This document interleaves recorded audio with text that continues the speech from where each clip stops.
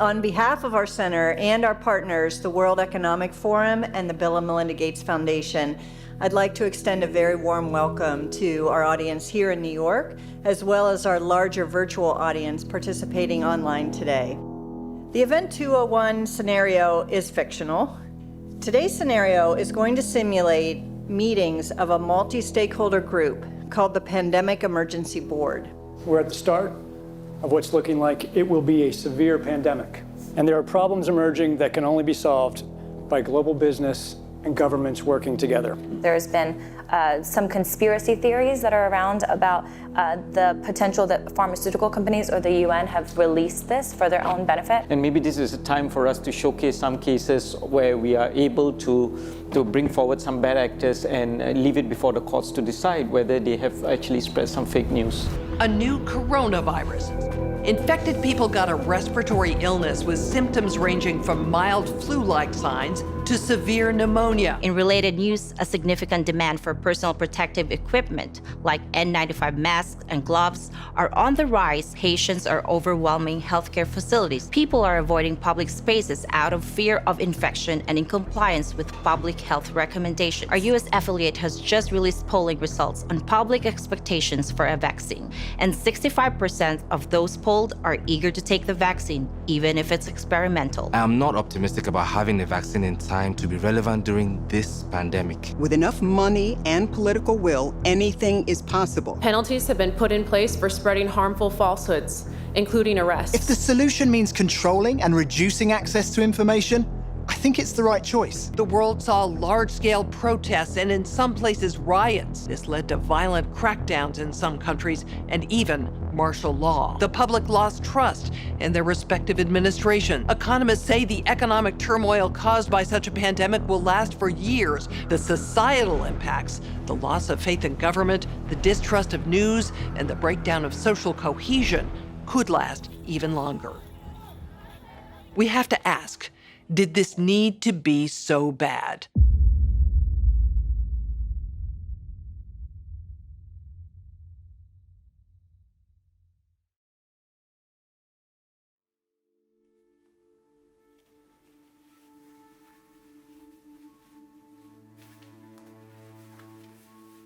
I'm the developer of Linguistic Genomics, which was the first platform on which you could determine the intent of communication rather than the literal artifact of communication.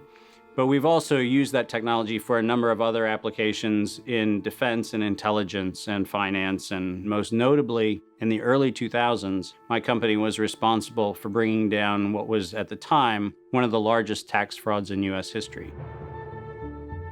We maintained a series of inquiries into every individual, every organization, and every company that is involved in anything that either blurs the line of biological and chemical weapons or crosses that line in any of 168 countries.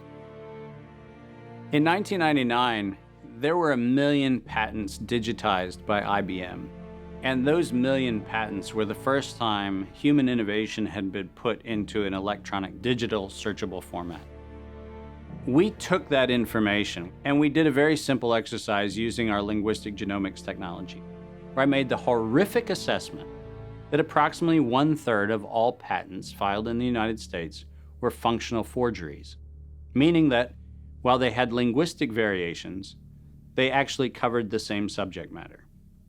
In 1999, patents on coronavirus started showing up, and thus began the rabbit trail. March 2003, panic grips Hong Kong as a deadly new virus sweeps through the city. In 2003, the Center for Disease Control saw the possibility of a gold strike, and that was the coronavirus outbreak that happened in Asia. They saw that a virus they knew could be easily manipulated was something that was very valuable, and in 2003 they sought to patent it. And they made sure that they controlled the proprietary rights to the disease, to the virus, and to its detection, and all of the measurement of it. We know that Anthony Fauci, that Ralph Baric, that the Center for Disease Control, and the laundry list of people who wanted to take credit for inventing coronavirus were at the hub of this story. From 2003 to 2018, they controlled 100% of the cash flow that built the empire around the industrial complex of coronavirus. The World Health Organization has officially named the novel coronavirus the novel coronavirus outbreak. The World Health Organization has declared an international public health emergency. While we know that the coronavirus manipulation started with Dr. Ralph Baric in 1999. The major characteristics of SARS, MERS, and SARS coronavirus 2. It's a good way for you. Ralph Baric is the researcher at the University of North Carolina, Chapel Hill, who's famous for his chimeric coronavirus research.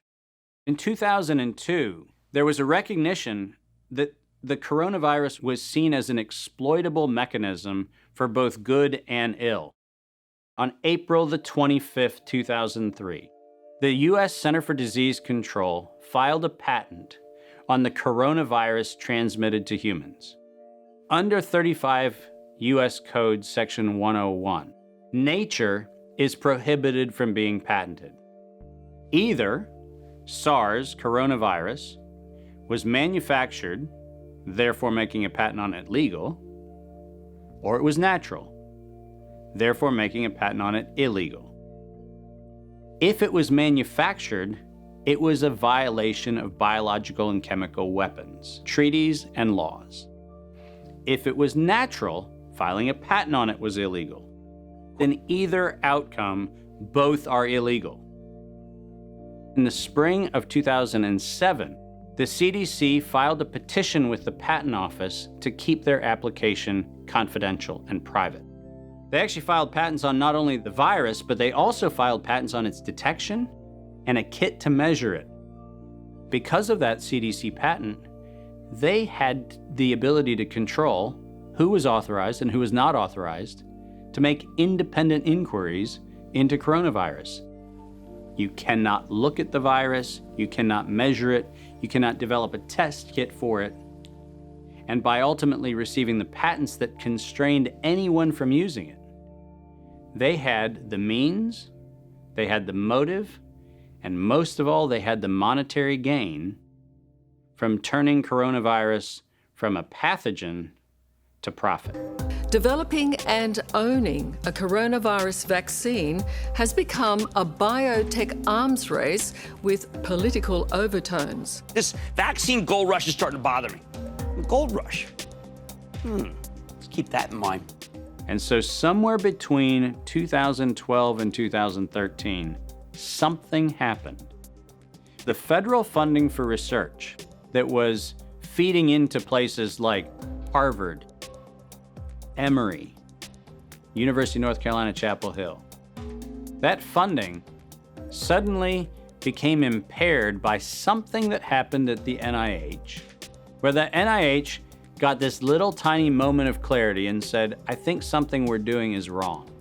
And in 2013, the NIH said, gain-of-function research on coronavirus should be suspended. The National Institutes of Health had a moral and social and potentially legal reason to object to research. But the letters that were sent to the researchers essentially said, you are receiving notice that we're telling you to stop. And now on the bottom of the page, we're going to clarify what stop means. Keep going. But when the heat gets hot in 2014 and 15, what do? You offshore the research. You fund the Wuhan Institute of Virology to do the stuff that sounds like it's getting a little edgy with respect to its morality and legality. But do you do it straight way? No. You run the money through a series of cover organizations to make it look like you're funding a U.S. operation, which then subcontracts with the Wuhan Institute of Virology. The U.S. could say, China did it. China could say, the U.S. did it. And the cool thing is, both of them are almost telling the truth. Where did the coronavirus come from? There is a new investigation into its origins. U.S. intelligence officials tell NBC News that they are examining whether the virus accidentally came from a Chinese lab. Chinese officials pushing back against that claim on Thursday, tweeting that it might be the U.S. Army who brought the epidemic to Wuhan. I was the first person in the world to look at an epidemic and study its characteristics and prove that it was due to biological warfare and was not a natural occurrence. So I published that 28 years ago. Early in this pandemic, I did not think the coronavirus was a natural occurrence from bats. I feel quite convinced that this was a laboratory-designed organism. There have been hundreds and hundreds of leaks from high-containment laboratories that do research on pathogenic coronaviruses and other potentially lethal organisms. I was particularly interested in a paper that came out in Nature Medicine by 5 scientists claiming, and it was definitely a natural occurrence rather than a lab construct.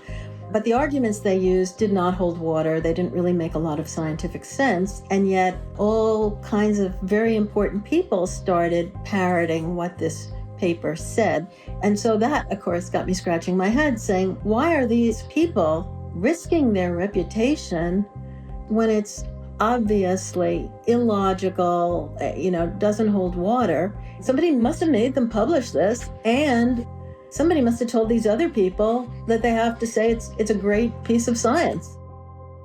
You were quoted as saying it was a meticulous job done professionally. It could be done by somebody very expert in molecular biology, I think. Et c'est pas naturel, c'est ce que vous voulez dire? Non, ce n'est pas naturel, c'était un travail de professionnel, un travail de biologiste moléculaire. C'est un travail très minutieux, on peut dire d'horloger, on peut dire au niveau des séquences. Mais dans quel but? Dans quel but, ça n'est pas clair. Moi, j'expose, si vous voulez, mon travail, c'est d'exposer les faits, c'est tout.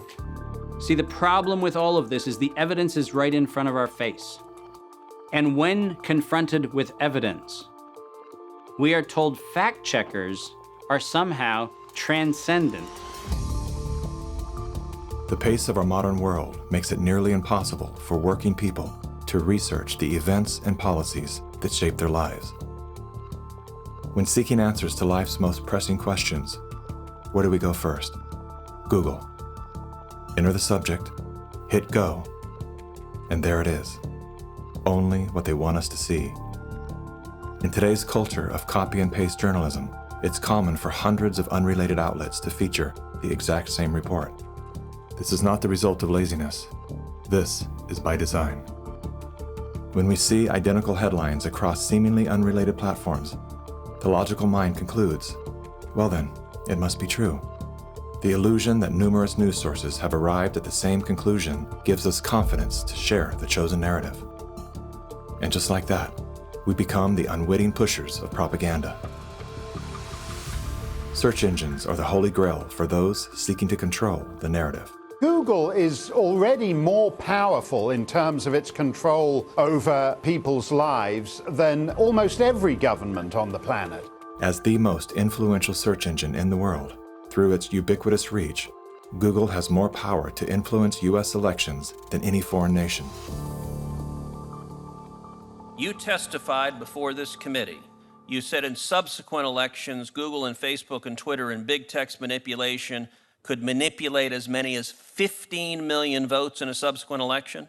And the methods that they're using are invisible, they're subliminal, they're more powerful than most any effects I've ever seen in the behavioral sciences, and I've been in the behavioral sciences for almost 40 years. The blacklists is something that Google said didn't exist, and they testified that under oath. And nothing but the truth, so help you God. I do. Now, me as an engineer, I just did a search on Google's internal search engine, and guess what I found? It had blacklisted search terms like cancer cures. Why is Google deciding what people can and cannot search for? What was once an efficient tool for navigating the world of information is now a network for global surveillance, data collection, and social engineering. Now let's take a look at a few of the most commonly used fact checkers, beginning with Snopes. The husband and wife duo of David and Barbara Mickelson founded Snopes.com in 1995. They had no journalism background or training whatsoever. They built their fact-checking empire by using Google as their primary verifying source. The Mickelsons divorced in 2015. Barbara sued David for embezzling money that he had allegedly spent on prostitutes, as well as a lavish honeymoon with his new wife, who worked as an escort in Las Vegas before joining the Snopes cast of characters.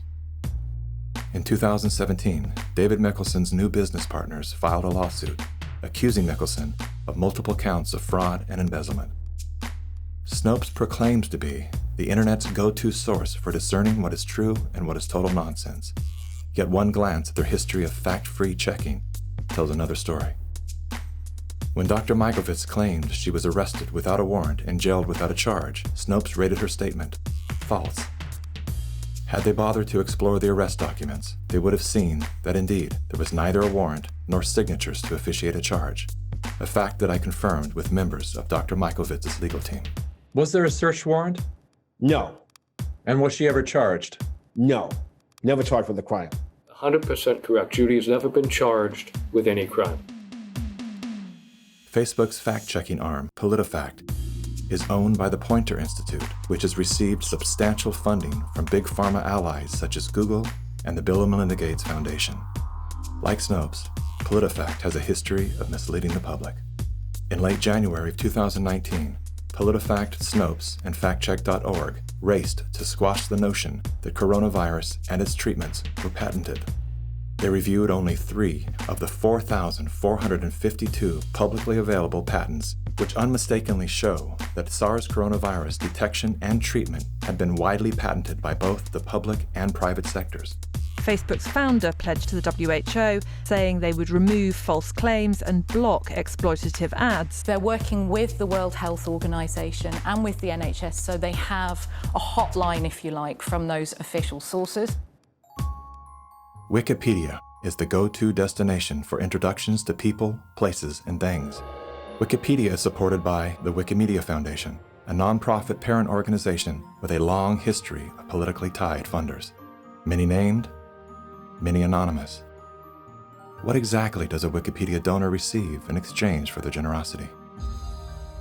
What began as an unbiased open-source platform is now weaponized to undermine the work and reputation of anyone deemed a threat to its stakeholders. And once they smear you, they lock you out from making corrections to your own bio. In summary, most independent fact-checkers are neither independent nor factual. Simply put, they are political spin machines. And so what they have done is they've decided that there's an approved narrative. If it is in line with the CDC's public pronouncements, and if it's in line with the World Health Organization public pronouncements, it is presumed to be correct. I don't have to remind many Americans that the Center for Disease Control was the one that said you should use DDT in your homes. Used right, it is absolutely harmless to humans and animals. Remember the name, DDT. It spells certain death. A scientific panel today reported that pesticides may indeed represent a grave threat to mankind. Remember the swine flu scare of 1976? That was the year the U.S. government told us all that swine flu could turn out to be a killer, and Washington decided that every man, woman, and child in the nation should get a shot to prevent a nationwide outbreak, a pandemic. Well, 46 million of us obediently took the shot. Did anyone ever come to you and say, there's the possibility of neurological damage if you get into a mass immunization program? No. No one ever did? No. I can't believe that they would say that they did not know that there were neurological illnesses associated with influenza vaccination. That simply is not true. We did know that. Then he's lying. I guess you would have to make that assumption. Then why does this report from your own agency list neurological complications as a possibility? You didn't feel it was necessary to tell the American people that information. Dr. Sensor's CDC also helped create the advertising to get the public to take the shot. The vaccines are safe, so roll up your sleeve. And now Americans are claiming damages from Uncle Sam amounting to $3.5 billion. By far the greatest number of the claims, 2/3 of them, are for neurological damage or even death. There are serious concerns tonight about how well the CDC controls dangerous germs at its own labs after yet another safety lapse. For the third time in a month, the CDC acknowledged deadly pathogens were handled incorrectly in government labs. That CDC is the CDC that allegedly is looking out for your public health. When we start with the assumption that the official dogma has to be the objective standard, then what fact checkers look for is a piece of published media that confirms the statement made by that particular organization. And then debunkers and conspiracy theorist blower-uppers come in and say, we're gonna make this thing clearly the scam that it is. Every media outlet that is in the public media right now has planted evidence, and they have re-ranked pages. So if you look today at face mask wearing, and if you look today at social distancing studies, you will see the studies that used to be number 1, number 2, number 3 on the pages of PageRank search don't exist anymore. And what is there are studies that wind up having headlines that support the common narrative. They're planting evidence to back into the narrative of the story that they're looking for. Because it turns out that after every single effort to disrupt the electoral process has failed, you suddenly have nature's gift, COVID-19. You're going to be hearing more about advanced guidelines. Because if you can keep people from assembling, guess what they're not talking about? They're not talking about the issues of the campaign. If you can keep people in their homes, the only source of information that you can have is what you curate for them. Now I know how to target my electorate. They're in the only place I allowed them to be, being fed the only message I'm allowing them to hear, through a media that I control.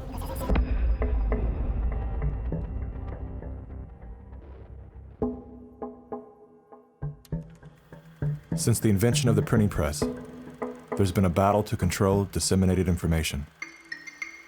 In the early 1900s, oil tycoon John D. Rockefeller took control of every newspaper and news editor of his era. He became America's first billionaire, paving the way for the power-hungry ever since. Thus began the gold rush for the modern world's most precious resource, the narrative. Do you have any people being paid by the CIA who are contributing to a major circulation American journal? During a Senate committee investigation, it was revealed that the CIA had been conducting a covert operation to infiltrate and control U.S. media. They called it Operation Mockingbird. We do have people who submit pieces to American journals. Do you have any people paid by the CIA who are working for television networks? This, I think, gets into the kind of details, Mr. Chairman, that I'd like to get into in executive session.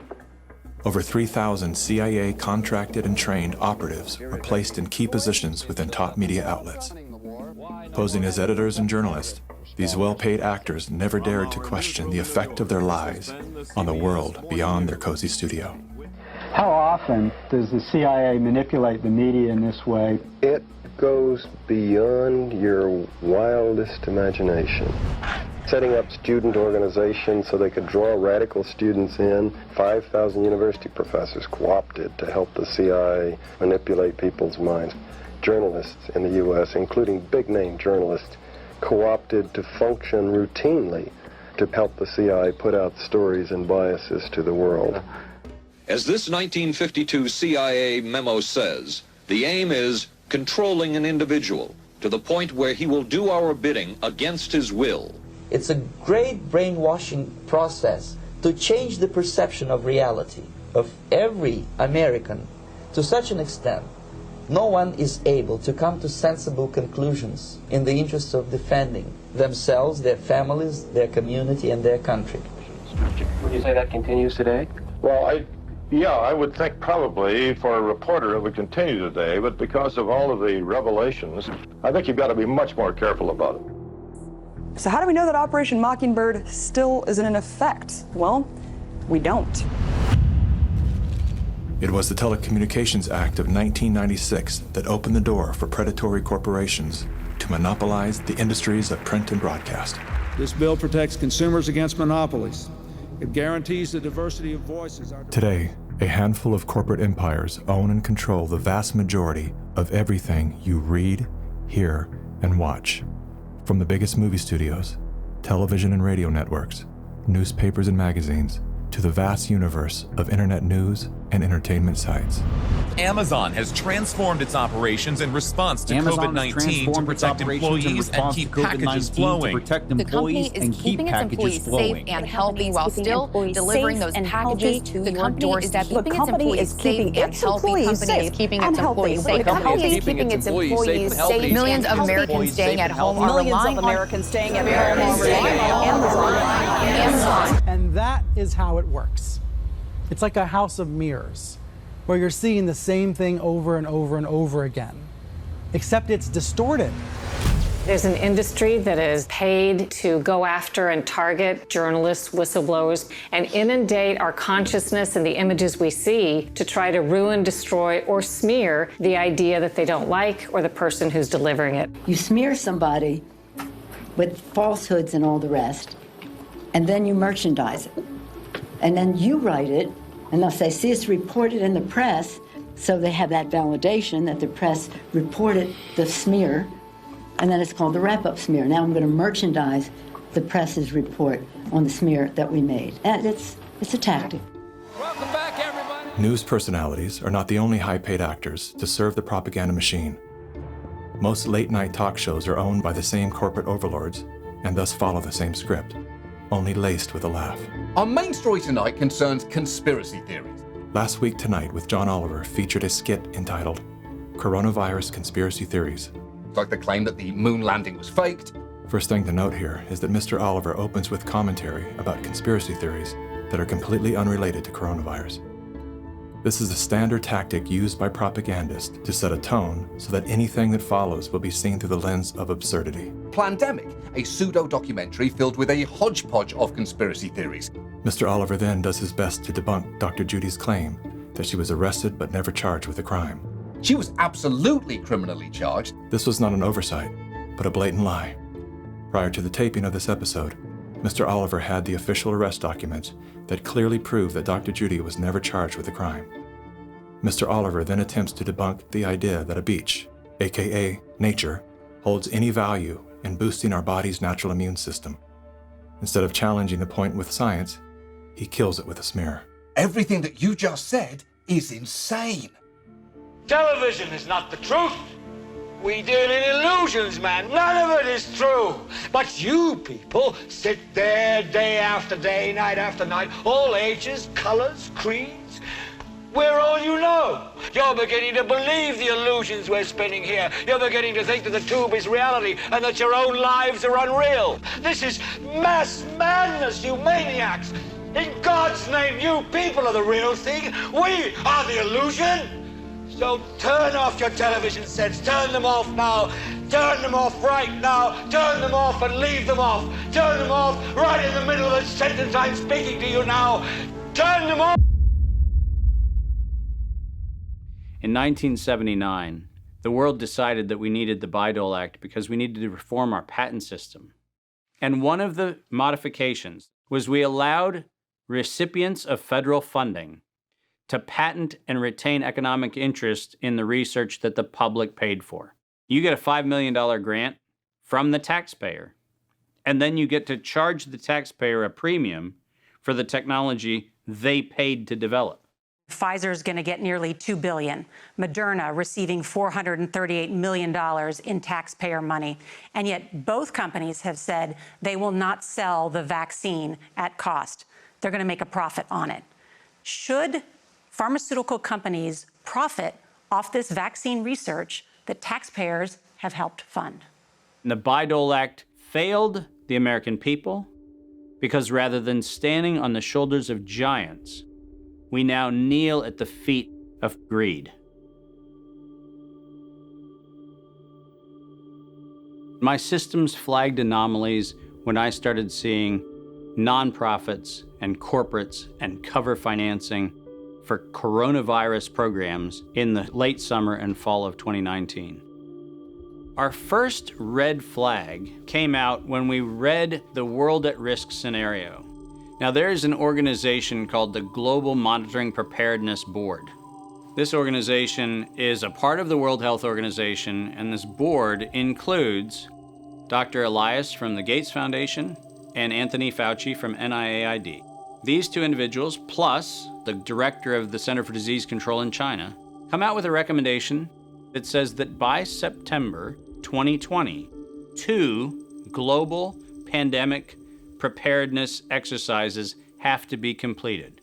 And one of them has to be done on the release of a respiratory pathogen that then gave rise to an October event, Event 201. On behalf of our partners in the Bill and Melinda Gates Foundation. Event 201 took place 5 months before COVID-19 was declared a pandemic. The participants of the event are some of the same people that are now deeply involved in the real pandemic and profiting from it as well.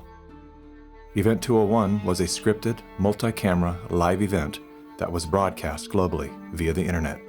An event of this complexity and magnitude would take months to write, prep, and produce, placing the conception date at least 1 year prior to the actual pandemic. There is no question that there will be a surprise outbreak. Anthony Fauci knew as early as January of 2017 that we would see an outbreak before the end of 2020. Even Bill Gates, a man with no medical training, knew it was coming. If we start now, we can be ready for the next epidemic. Every single thing that you have seen play out in front of your eyes, all of them laid out in their tabletop exercise, which, by the way, fact checkers have said has nothing to do with the coronavirus outbreak. Just happenstance. This is that wonderful universe of improbabilities where events just co-emerge and then nature conveniently backs itself into our architecture. That's the scenario we're supposed to accept. Brilliant. Some countries have banned travel from the worst affected areas. The president has made a decision to suspend all travel to the United Kingdom and Ireland. Dis and misinformation circulating over the internet. Across the world, misinformation about the virus is being shared online. A significant demand for N95 masks and gloves are on the rise. The demand for N95 masks to prevent the deadly airborne virus has surged. We could eventually have 52 million treatment courses per year, but it will take many months to get there. We're still many months out from having something that we can really deploy to the public. And 65% of those polled are eager to take the vaccine, even if it's experimental. A new poll finds that 49% of Americans say they would get a COVID-19 vaccine should an effective one be discovered. I'm curious, who wrote the Event 201 script? If the visionaries of the event knew at least 1 year in advance what was needed, why didn't they take care of those things? Considering that Bill Gates has donated half of his fortune to make the world safer, why didn't he help to better prepare our hospitals and frontline workers? Why didn't any of the event's wealthy sponsors do something?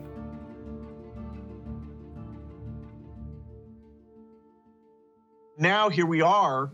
You know, we didn't simulate this, we didn't practice. On behalf of our partners in the Bill and Melinda Gates Foundation. So both the health policies and economic policies, we find ourselves in uncharted territory.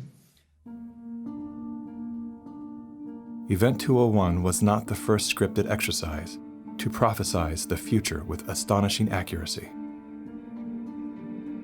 Leaders of global health and business have been seeding reality with fictional scenarios for several decades. The scenario, obviously, is fictional. 1 year prior to Event 201, many of the same sponsors, hosts, and actors came together to produce a tabletop pandemic simulation for a fictional virus they branded Clade X. 1 year to produce a vaccine for this is too long. We should have stockpiled, we didn't, but we're going to have to look at that vaccine question to see if we can speed up the delivery. And if we do not have the public with us, we're in big trouble. In 2010, the Rockefeller Foundation released a 54-page document called Scenarios for the Future of Technology and International Development.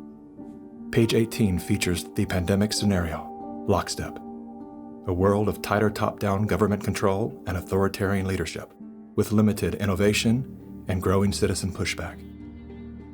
China's government was not the only one that took extreme measures to protect its citizens from risk and exposure.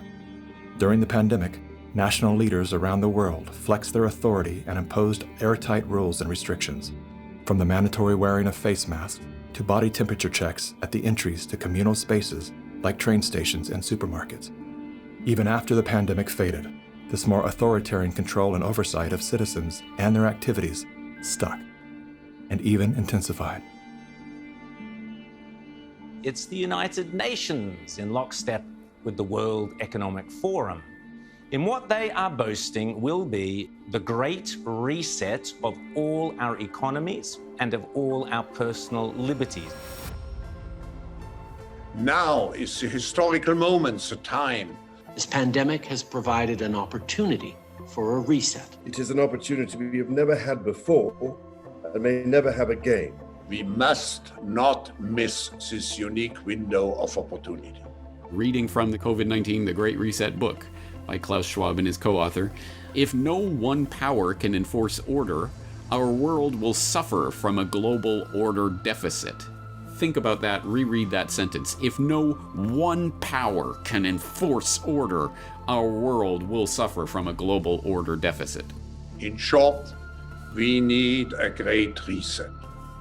But how do the World Economic Forum and the United Nations intend to bring about this great reset they keep promising us? Well, they need national and state governments and other bodies to play along. And one of the key tools they are using is a three-word slogan: Build Back Better.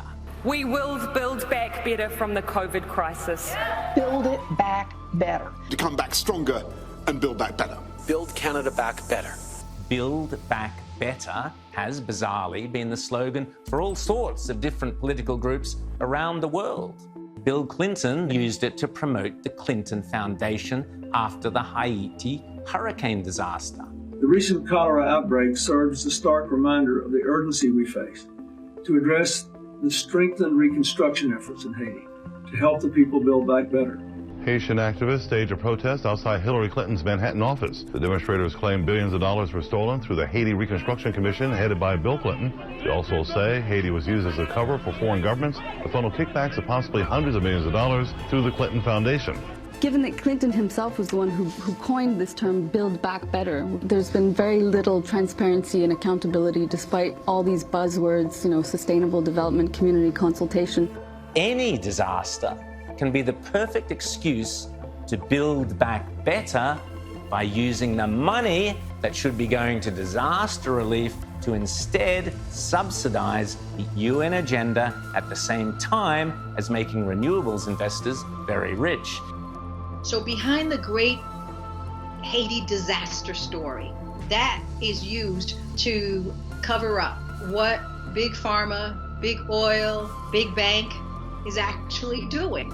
The absolute first thing we have to keep in mind with the Great Reset is that this has absolutely nothing to do with any sort of virus or disease or anything of the sort. This is a coordinated agenda that has been years in the making. This isn't meant to end. The so-called Great Reset, which is deliberately designed to strip away your liberties and your rights using the tools of oppression and the opportunity provided by the COVID pandemic. Here we are now with an economy in crisis, but with an incredible opportunity. Not just to build back to where we were before, but better. It designed your cute and adorable pal Grover with a message for listeners of the Great Reset. I know a thing or two about resetting. I reset my alarm clock every morning. But you are talking about resetting the entire world.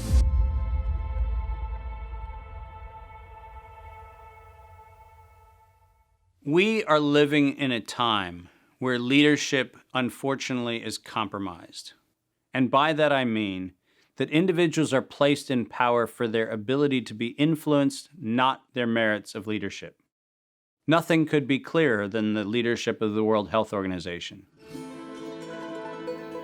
The World Health Organization is the institution granted exclusive power to guide and protect the health and wellness of humanity. The WHO is sustained by private donations, the bulk of which are made by pharmaceutical and biotech corporations who have a vested financial interest in the organization's support.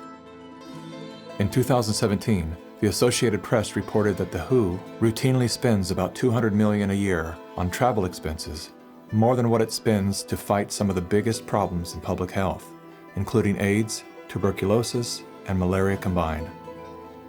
The WHO's repeated issuing of inaccurate and bad advice is not merely the result of incompetence, but rather the direct result of the Communist Party of China deliberately buying out WHO's leadership.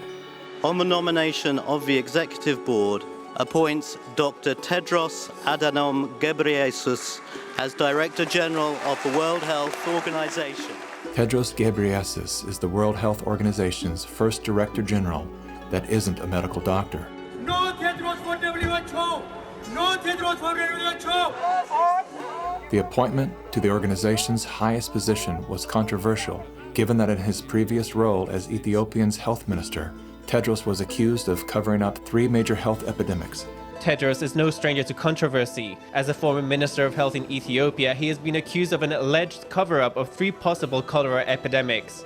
Prior to his appointment, Tedros was a high-ranking member of the Tigray People's Liberation Front, a brutal and corrupt political group responsible for crimes against humanity, including bombings, kidnappings, tortures, and killings. How does a man with such a controversial past score the top position at the world's most influential health organization? I have known Bill and Melinda for many, many years now. While serving as Ethiopia's health minister, Tedros became intimately intertwined with both the Gates Foundation and the Clinton Foundation. The health minister of Ethiopia, one of the ablest public servants I ever worked with. With the backing of the 2 most powerful foundations on earth and the full support of the Communist Party of China, Tedros was a shoo-in. We will have many body bags in front of us if we don't behave.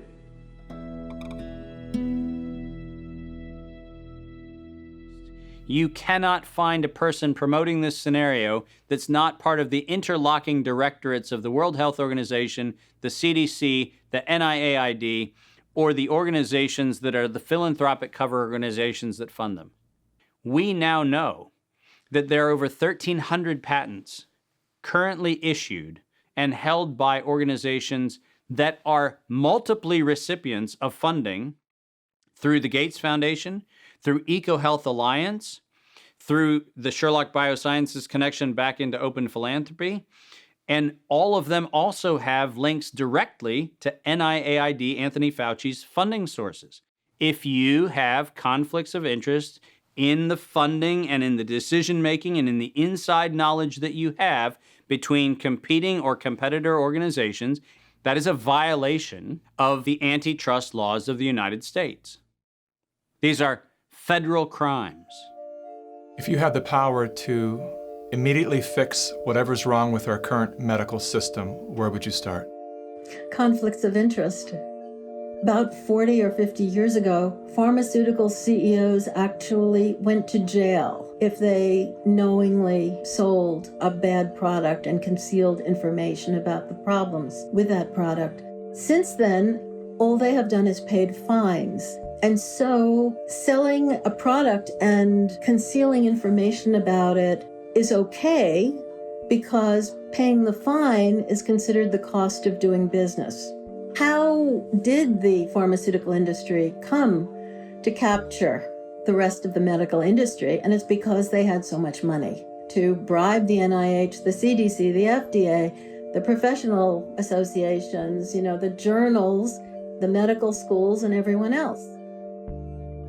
Around the same time that John D. Rockefeller seized U.S. media, he also hijacked U.S. medicine. When it was discovered that drugs could be produced from petroleum, America's top oil mogul ordered his army of propagandists to invert reality accordingly. Medicines used for thousands of years were suddenly classified as alternative, while the new, petroleum-based, highly addictive, and patentable drugs were declared the gold standard. After buying the German pharmaceutical company that manufactured chemicals of war for Adolf Hitler, Rockefeller leveraged his political influence by pressing Congress to declare natural healing modalities unscientific quackery. Rockefeller then took control of the American Medical Association and began offering massive grants to top medical schools under the mandate that only his approved curriculum be taught. Any mention of the healing powers of herbs, plants, and diet was erased from most medical textbooks. Doctors and professors who objected to Rockefeller's plan were crucified by the media, removed from the AMA, and stripped of their license to teach and practice medicine. Those who dared to speak out were arrested and jailed. When evidence began to emerge that petroleum-based medicines were causing cancer, Mr. Rockefeller founded the American Cancer Society, through which he suppressed that information. John D. Rockefeller is duly credited as the founder of the pharmaceutical industry, and the reason that medical error is currently the third leading cause of death in America. This is not an indictment against doctors. More than anyone, they are under the stranglehold of the single largest lobbying power in Washington. Every year, the pharmaceutical industry spends at least twice the amount as big oil to influence laws, policies, and public perception. Thanks to Mr. Rockefeller, the architect of American monopolies, no industry has more power over our lives than Big Pharma. Part of the problem, and this, by the way, goes back to the 1980s with Microsoft, is Bill Gates found out that it was very difficult to manufacture a way to navigate through the patent universe, saying that it's Microsoft holding the patents. And he became the architect of a very cunning program of putting patents in holding companies that didn't have anything to do with the name of the organization. According to legend, young Bill Gates built his computer empire out of his garage. Reality tells another story, that Bill Gates was born into wealth and privilege. Both his grandfather and great-grandfather were banking moguls. His father, William Gates Sr., was a prominent Seattle-based lawyer and political lobbyist. Through his father, Bill Gates learned the ins and outs of law and politics and how to manipulate those governing forces.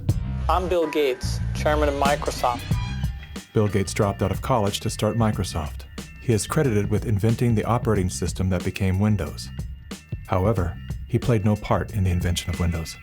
The fact is, he bought an existing operating system from Seattle Computer Products, had it modified, then licensed it to IBM. That didn't stop him from taking all the credit. I don't see Bill Gates as this great creative person. I see him as an opportunist. While Microsoft's co-founder Paul Allen was struggling with cancer, Bill Gates seized the opportunity by attempting to cheat him out of his share of the company's fortune. They were basically talking about how they were planning to dilute my share down to almost nothing. And it was really a shocking and disheartening moment for me. And you were sick? Well, I think I was still probably in the middle of radiation therapy.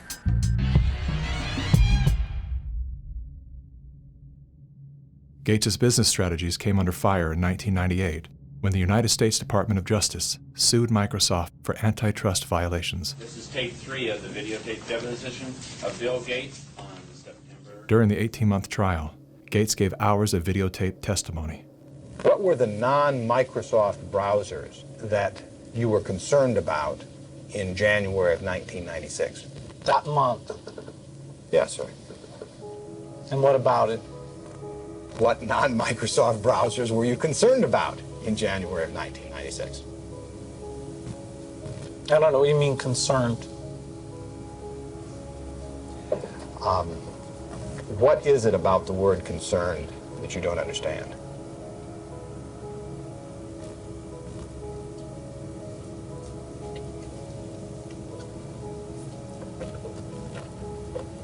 I'm not sure what you mean by it. The Justice Department has charged Microsoft with engaging in anti-competitive and exclusionary practices designed to maintain its monopoly in personal computer operating systems. In a move to overshadow the negative press, Gates invested $100 million to set up the Bill and Melinda Gates Foundation. Overnight, Bill Gates transformed his public image from ruthless tech monopolizer to the world's most generous philanthropist. I'm pleased to announce that we're pledging an additional $1 billion We had the chance to witness Bill Gates 2.0, the man you don't know. The rebranding campaign paid off. His net worth swiftly doubled, earning Bill Gates the title of richest man in the world. You've invested $10 billion in vaccinations over the last 2 decades, and you figured out the return on investment for that, and it kind of stunned me. Can you walk us through the math? In a Wall Street essay, Bill Gates declared vaccines the best investment I've ever made. There's been over a 20-to-1 return. So if you just look at the economic benefits, that's a pretty strong number compared to anything else. The Gates Foundation expanded rapidly into a massive, vertically integrated, multinational corporation, controlling every step in a supply chain that reaches from its Seattle-based boardrooms to the villages of Africa and Asia. Is the world's largest private philanthropy causing harm?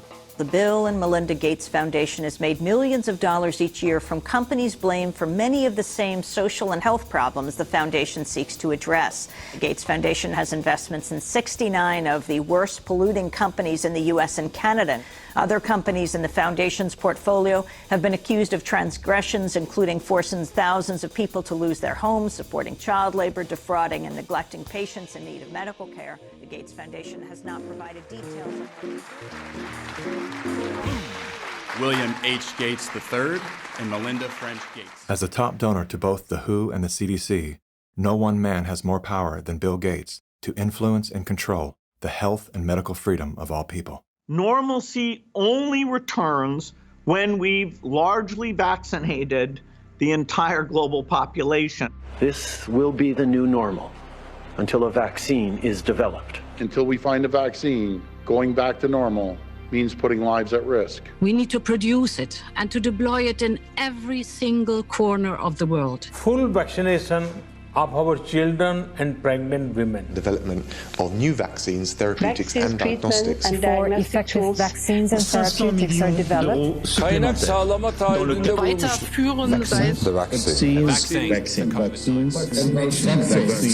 We've already bought the syringes. We already know where it's going to happen. We're thinking about what that's going to be. It's all part of this plan. Our military is now being mobilized, so at the end of the year, we're going to be able to give it to a lot of people very, very rapidly. In 1986, President Ronald Reagan signed the National Childhood Vaccine Injury Act, granting total immunity to vaccine manufacturers. After a decade of lawsuits related to vaccine injuries and deaths, vaccine makers were going bankrupt.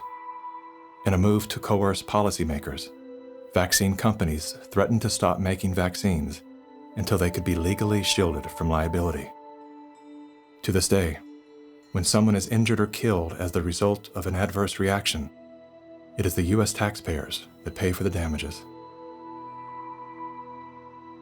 Welcome back. Were several Indian tribal girls used as guinea pigs?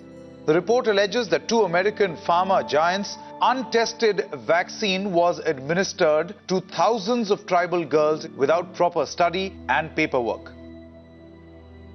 India was among the hardest hit after Bollywood celebrities were incentivized by the Gates Foundation to urge the public to submit to mass vaccinations. In 2009, tribal children were administered the HPV vaccine. Over 24,000 girls were told they were being given wellness shots, in many cases without the informed consent of a parent or a guardian. The people that were administering these vaccines lied to the guardians of these girls and told the girls, oh, this is going to cure cancer, you're never going to have cancer. And these girls became severely injured. Some of them developed seizures, some of them developed cancer, and 7 girls died. And there was no insurance, there was no assistance for them. And the Gates Foundation denied that it had been clinical trials. And it was so bad that the parliament in India created a task force, they studied it, and they kicked out the Gates Foundation. But India is a barbaric country. Things happen here in a very barbaric way. But I was surprised to find an American organization operating in broad daylight, doing things in a very, very, let's say, Indian fashion. And so the route I took was that I want the whole procedure to be investigated. The Indian Parliament formed a committee, and it was to me a rather surprising move because you generally don't often have such a high-level inquiry into matters affecting poor people. And that was such an extraordinary report. I don't think Indian Parliament has ever come out with such a scathing report. And the government officials came up and said, we shouldn't have authorized this. We're sorry. We're not going to allow them again. And now they're back doing their same old tricks again. The good news is that human clinical trials can start as early as July 2020 for India's first COVID-19 indigenous vaccine that's been developed by Bharat Biotech. So you can imagine how the manipulation of the media, by the media, the manipulation of public opinion by leaders from all political parties unanimously saying, we want a vaccine. And the worst thing is they are taken as philanthropists. Whereas what this actually is the acquisition of political and financial power. And I think the second most populous country with 1.3 billion people is going to be a good base for pharmaceutical companies to make a killing and also kill a lot of people in the process. Yes, I just find it a pity that we haven't been able to get any benefit for the girls who suffered, It's so terrifying as to what they're actually doing with the world. We're taking things that are, genetically modified organisms and we're injecting them in little kids' arms. We just shoot them right into the vein. A 2018 scientific study released in the International Journal of Environmental Research and Public Health concluded that over 490,000 children in India developed paralysis as a result of the Gates-supported oral polio vaccine that was administered between the years of 2000 and 2017. Using all the usual sleight of hand, US-based media and fact-checkers rushed to bury the story. But thanks to the meticulous work of a team of Indian researchers and doctors, the inconvenient truth lives on the NIH.gov website. It's my honor to introduce Bill and Melinda Gates. Without any medical training, Bill and Melinda Gates founded the Global Alliance for Vaccines and Immunization, through which they fulfill their agenda to vaccinate the world. The foundation has been sued by the governments of some of the poorest and most vulnerable nations for causing serious harm through experimental vaccine programs. If you just look at healthcare workers around the world, they deserve to get the vaccine first.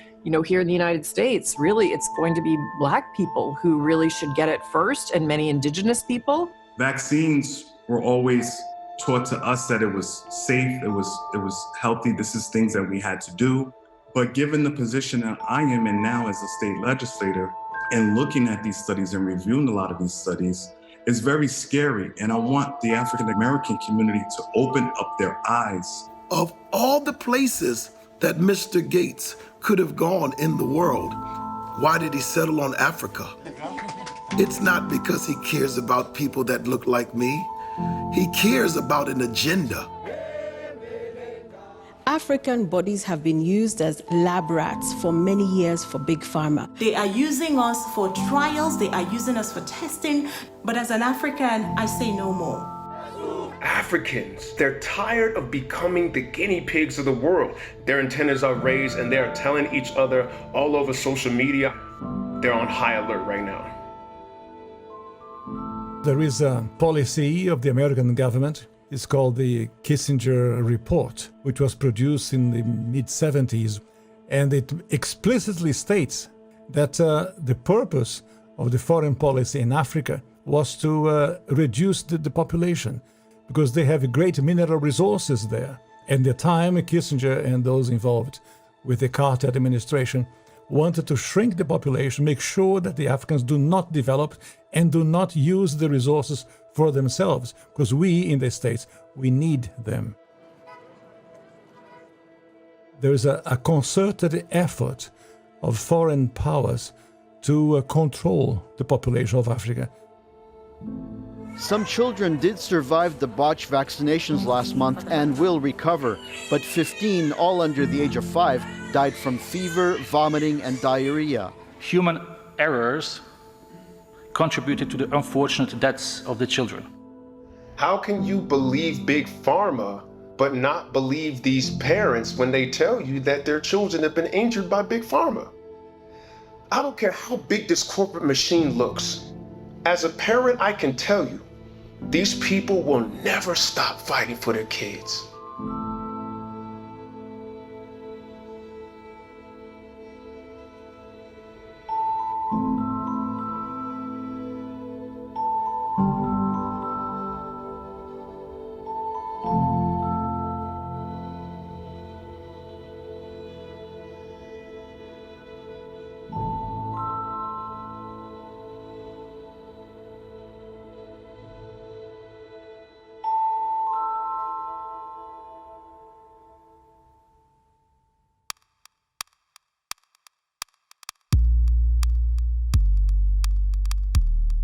It would take hours to list all of the questionable initiatives that Bill Gates is involved in.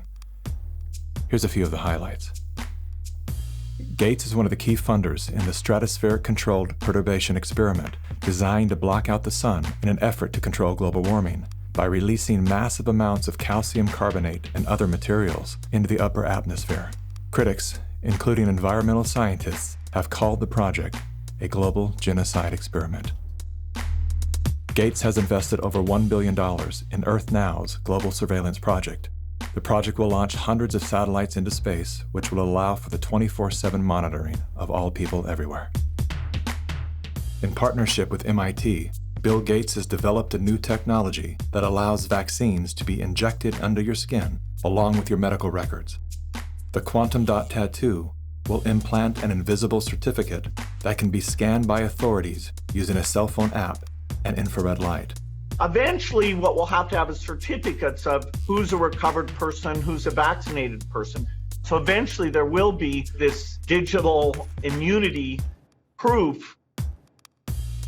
The EPA recently approved an experimental use permit to Oxitec, a biotech company funded by the Bill and Melinda Gates Foundation. In an effort to fight malaria, Oxitec will soon release millions of genetically modified mosquitoes in various U.S. states. According to the NIH website, programs are being developed to allow human immunization via mosquito bite. It was Science magazine that coined the phrase, flying syringes. Would you raise your hand, please? Do you solemnly swear the testimony you're about to give in the matter now pending should be the... A shocking new report from the New York Times sheds light on the connection between Microsoft founder Bill Gates and the late Jeffrey Epstein. You report these two men met at least 6 times. Well, I believe that there were more. This included visits to the mansion, seeing each other in Seattle, flying on Epstein's plane. When flight logs revealed that Gates had been a passenger on the Lolita Express, he claimed that he didn't know that the private jet belonged to Epstein. He also denied that he and Mr. Epstein were involved in any business deals. However, an expose by the New York Times revealed that not only did Bill Gates initiate a relationship with Jeffrey Epstein well after he was convicted of sex crimes, but the two were also involved in the process of co-founding a multi-billion-dollar charitable fund. Why would they ever set up a charitable trust benefiting Jeffrey Epstein? That it was all about philanthropy, that Bill Gates just wanted to find new sources of money. Why would one of the richest men in the world choose to partner with the world's most notorious pedophile? A deeper dive into Epstein's world revealed that the two men had more in common than meets the eye. Like Gates, Epstein was a billionaire philanthropist with a passion for science, health, education, and children. The Jeffrey Epstein Foundation donated millions of dollars to top universities, science institutes, medical schools, early education programs, youth initiatives, and international peace accords. Bill Gates is either the most misunderstood man alive or one of the most convincing con men to ever live. Is he a benevolent hero or a malevolent opportunist? Bill Gates. Personally, I would love to believe that one of the richest men in the world is giving away his fortune for the betterment of humanity. I want to believe that endearing smile. I want to believe that his heart is as soft and warm as his sweaters. At the very least, I want to believe that he's unaware of the damage he's done.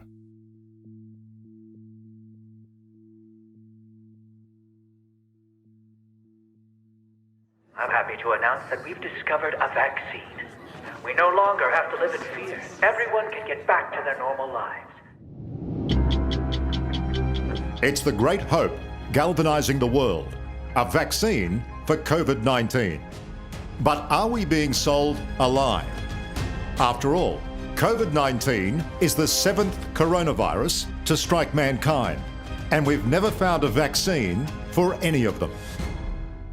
The shortest time anybody's ever found a vaccine against any disease that I'm familiar with is about 7 years. The average time is 20. To be talking about a magic bullet coming in months, it borders on the absurd. People like myself and Tony Fauci are saying 18 months. A year to a year and a half. If everything went perfectly, we could do slightly better than that. But there will be a trade-off. We'll have less safety testing than we typically would have. And so governments will have to decide, do they indemnify the companies and really say, let's go out with this? Something that people should know about COVID-19 vaccines is they fall today under the PrEP Act, which came into being after 9/11 and after an anthrax scare. And this law gives virtually blanket liability protection. It's basically impossible to get any kind of compensation if you're injured. So people need to understand that if you take COVID-19 vaccines, you are absolutely on your own. If you're permanently injured, if you lose your job, if your healthcare expenses go through the roof, tough luck. Volunteers all across the country began getting shots today as part of the final phase of testing for an experimental vaccine being developed by the NIH and the drug company Moderna. The side effects for the Moderna vaccine sound concerning. We looked. After the second dose, at least 80% of participants experienced a systemic side effect. So, are these vaccines safe? Well, the FDA, not being pressured, will look hard at that. The FDA is the gold standard of regulators, and their current guidance on this, if they stick with that, is very, very appropriate. And the side effects were not super severe. That is, it didn't cause permanent health problems for the things there. Moderna did have to go with a fairly high dose. And so, to get the antibodies. This isn't a vaccine story. This is a population management story. If your goal is to make this beautiful earth that we live on an exclusive playground for the entitled few, then populations that get in the way are a problem. And it is the empirical impulses of individuals who have decided that by outranking the rest of humanity, they can dictate upon humanity the conditions of their existence. Now we need to go and look in families to find those people who may be sick and remove them and isolate them. This bill enables the police to enter a home without a warrant. Madam Speaker, the police have never held that power. We will find out who lives in the house. And if it's someone that is refusing, we will definitely consult with our health officer to look into next steps. So the Sheriff's Department and the Health Department showed up at her door with orders for her and her husband to wear ankle monitors. The couple says they never denied self-quarantining. You will no longer be able to leave home. Only one person will be able to go shopping once per day. Recreational activity is now no longer allowed. You will be allowed to have 1 hour of exercise no further than 5 kilometres from your home. Are you serious? Just for not having a mask? For no mask? Are you serious? We will shut you down. We will cite you. And if we need to, we will arrest you and we will take you to jail. You know the old expression about snitches? Well, in this case, snitches get rewards. Some people are ratting their neighbors out, calling the police, but others are turning to the internet, where social distance shaming has gotten ugly. In a time of crisis, trying to force compliance upon a population by making neighbors and friends distrust one another is exactly the opposite tactic we actually need. When human societies lose their freedom, it's not usually because tyrants have taken it away. It's usually because people willingly surrender their freedom in return for protection against some external threat. That's what I fear we are seeing now. This is a cognitive dissonant moment, which is being imprinted in your brain, just like remember the Great Depression, remember 9/11. Weapons of mass destruction. We are being conditioned to have the excuse for unbelievable acts of tyranny, which will be justified by remember 2020. And your loved ones, those that die, those that are infected, they're being used as cannon fodder, which is the ultimate desecration of their honor and integrity. And this is also a test of humanity, to see how much of our liberty we will let go before we finally draw the line under enough. Benjamin Rush, a signer of the Declaration of Independence, stated, "Unless we put medical freedom into the Constitution, the time will come when medicine will organize into an undercover dictatorship to restrict the art of healing to one class of men and deny equal privileges to others. That time is now." Well, this won't be the last pandemic that we face. So we'll have to prepare for the next one. That, I'd say is, will get attention this time. Mm-hmm.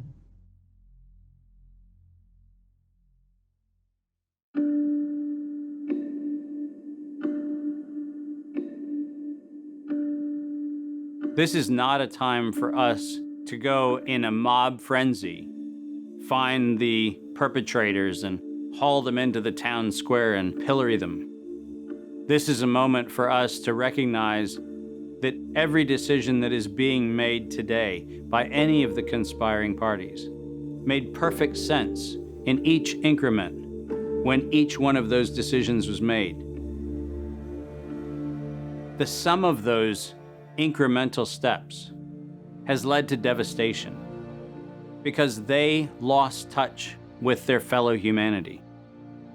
But that's an invitation for each one of us to examine how we're living and how not a single decision we make, not one, in any moment, is without consequence. This is our moment to reclaim our humanity.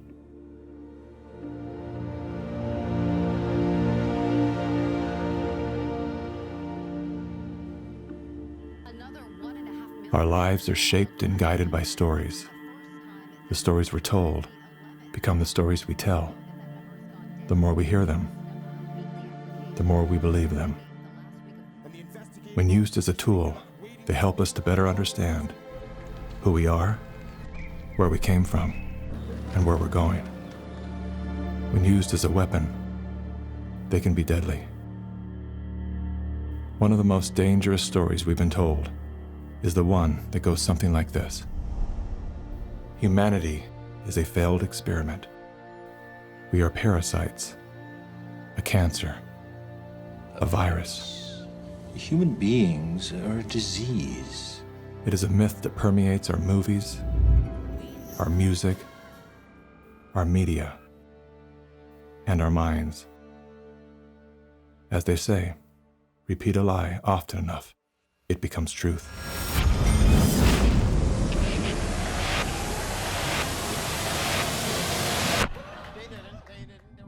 Perhaps that was the goal of the authors of that story.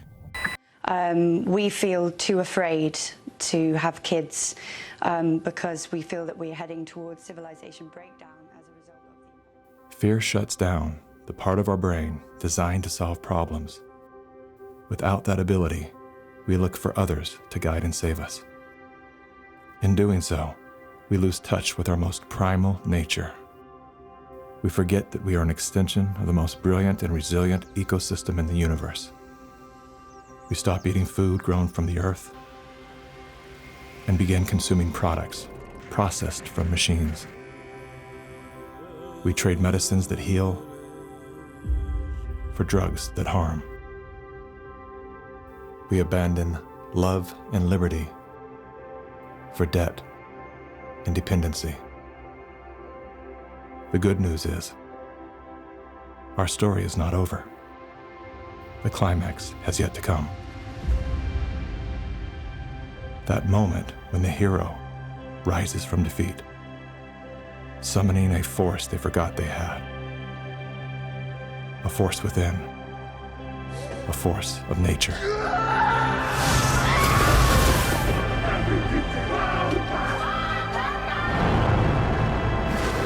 You people are the real thing. This nation will rise up. A new generation of Americans. It is time to think about the future generation.